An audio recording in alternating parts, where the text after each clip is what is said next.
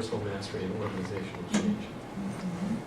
I'm Mary Upshaw, I'm OSR 16, and I'm a work in progress.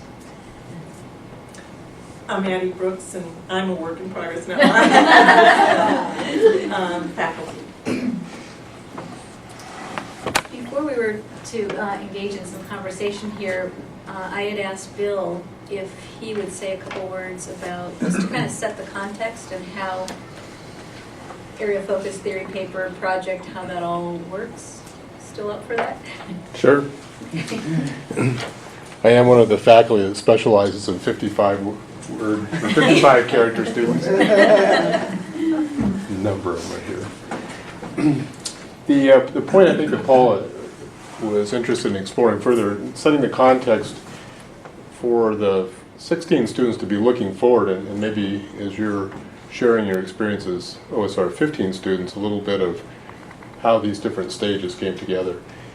The first year, in looking at the statement that your vocation is where you have the intersection of your deep gladness with the deep hungers of the world, we have always used that sense of vocation, or not always, it's been really the last 2 years with OSR 15, as the beginning of a field in which your area of focus will reside, and expect that that needs to be narrowed down during the course of this program to provide you with the leverage that allow you to step into that vocation during the course of the program, such that you're standing there when you leave. With that area of focus at the intersection of that hourglass, it then also frames the entire curriculum. The curriculum is helping you to put yourself in a position where you're able to engage effectively with the other, the world's needs and hungers that you want to serve. And that refinement process is going on in the first year around the context of your becoming an instrument of innovation, renewal, health, and wholeness for the world. It's an internal kind of examination process that leads you into the summer when you begin to think about your practice in the world and the theory that's going to support your practice. So the theory paper is in fact a way to ground yourself, set a foundation for you to do the work you're being called to. And that summer is a place to do some kind of tilling of the soil, planting some different kinds of seeds, watching to see what begins to germinate and get your attention, and that you can then harvest that as you move forward. In the second year, we think of it as moving from engagement with self to engagement with other. And that begins with the fall consulting teams and that whole sense of the skills that are involved in engagement process. And the opportunity to go out and begin to build confidence, not by doing the work alone, doing it with others and learning from and with others, sets the stage, hopefully, for the winter quarter when students take on their project. And that project is a bit of a microcosm for the realization of vocation. Being able to really have that area of focus come to life and to be able to have your sense that you have fully not just claimed or not just declared your area of focus, you've claimed it in the process of doing your project.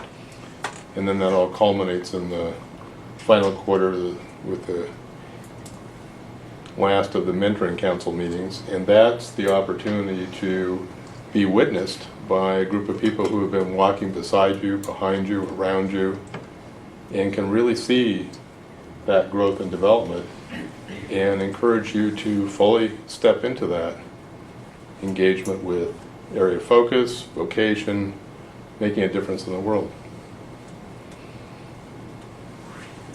Thank you. And there are people who have crossed that line. It's happening right now, for sure. That's what I hear anyway. So we devised an idea to engage in a conversation, and I'm going to close yours for a minute. Because there are so many of us, 15, one of us could take 3 hours talking about our process. And I want to be really sensitive to giving you some information that's helpful and also giving you a lot of time to ask questions and really dig in on the areas that are interesting to you.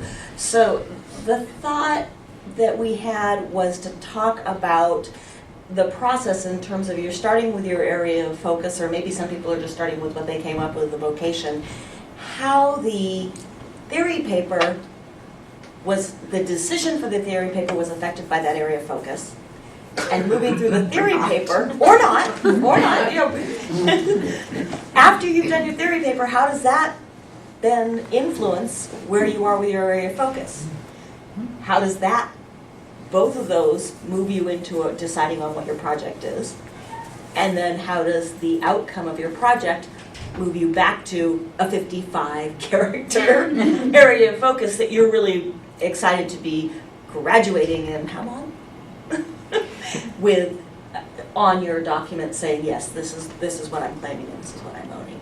So I thought we'd start, now that you know where we are with area of focus now, I thought we could start with a conversation, and let's keep it conversational, and if you have questions as we go, we can clarify. And if I cut one of you 15ers off, it's not because we're not all interested in the details of your project, but because we won't all have time to get into depth. But so think about highlights, changes, what really stood out in the process in making decisions as you're moving forward. So if anyone wants to start in terms of where you started with your area of focus and how that led you into your theory paper.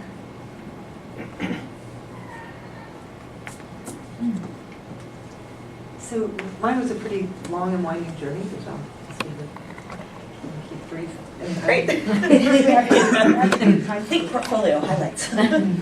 Beginning with the idea of deep listening, and finding hidden beauty, which to me was a really important theme that emerged out of Pilgrim Firs. And then as we went through the coursework and entered into this theory paper process, trying to find something that was relevant, something that could build on in terms of moving through a vocational change. And so what I came up for my theory paper was looking at university and community relationships, social capital, and it was a great entry point into a number of different themes, theories, ideas, social network mapping. I was interested in a universe of ideas, and so I drew some boundaries and worked on that for that paper, which was an extremely helpful process in my thinking, and never having written anything longer than 5 pages, even though I did get an undergraduate degree before this. It was part of the process, and having 2 teenage kids and a full-time job, it's like, I have to finish this in the summertime. I cannot have this going on. And so just the act of finishing this paper was, within the time constraints and within the content constraints, was a huge learning for me, just going through that process. And then there was further development through the consulting, working in a consulting team, doing an individual project with 3 people instead of 1, and having the area of focus evolve and it be edited down to 55 characters has been a really rich and wonderful learning process, and with many sidetracks along the way. But continuing a continuing and growing sense of clarity around where I'm going and how I'm engaging with the world has been the result. Can I ask a clarifying question? Yes. So I'm a little tired, so you might have just said it, but I didn't. What was your theory paper topic?